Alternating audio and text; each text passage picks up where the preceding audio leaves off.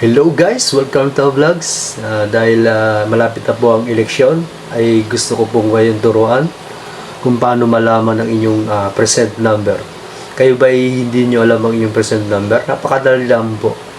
Okay, dahil meron tayong ituturo, i-guide. Kunin nyo lang po ang inyong mobile cellphone at inyong gayahin. Okay, let's go! Okay mga kaibigan, ito na po ang aking mobile phone. Gagamit tayo ng mobile phone. Sundan lang nyo po ang aking gagawin. Okay, let's go. Okay, una, pumunta tayo sa Google. Yan. Tapos, i-search. Type nyo lang po ang percent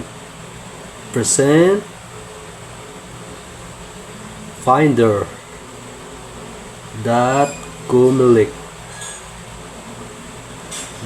.gov.ph. Yan, makikita nyo po sa screen. percentfinder.comelec.gov.ph. Tapos, i-search nyo lang po ito.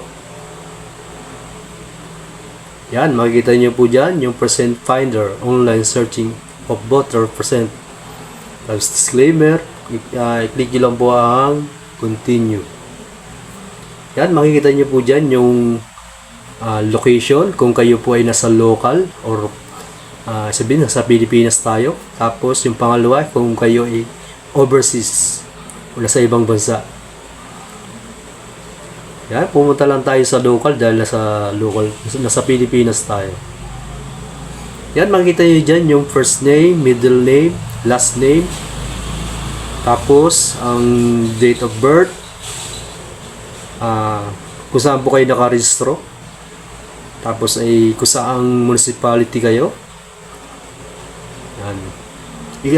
Pilapan nyo lang po yan. Dapat tama po yung spelling. Okay, gagawin ko na po. Si-search ko po ang aking percent number.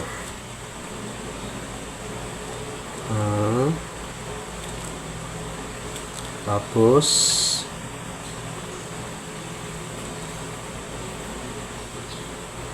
yan. Tapos birthday.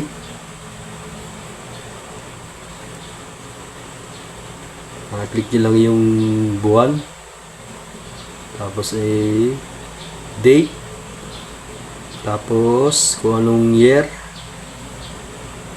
I-click nyo lang po yan.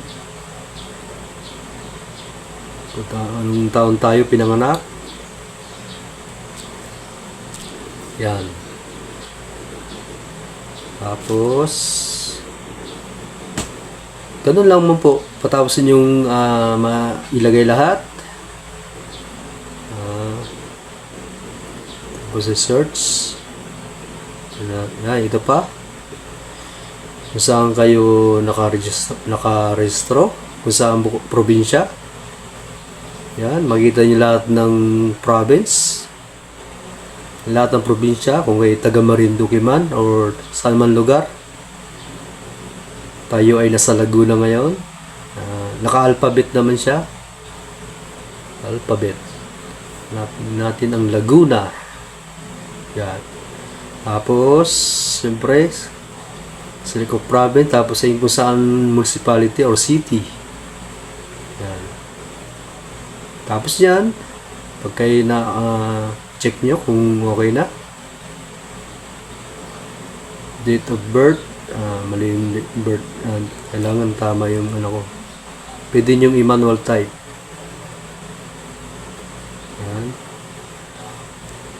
Tapos search nyo na lang. Tapos yan, nakalagay dyan confirmation. Yan. Yan, lalabas dyan yung aking pangalan, birthday, tapos makikita nyo dyan yung percent number. Ganun lang po kadali ang ating video. Okay guys, tayo po ay bumuto ng maayos at naway maging maayos ang ating butuhan. Okay, God bless po sa ating lahat. Mag-comment lang po sa ating comment section.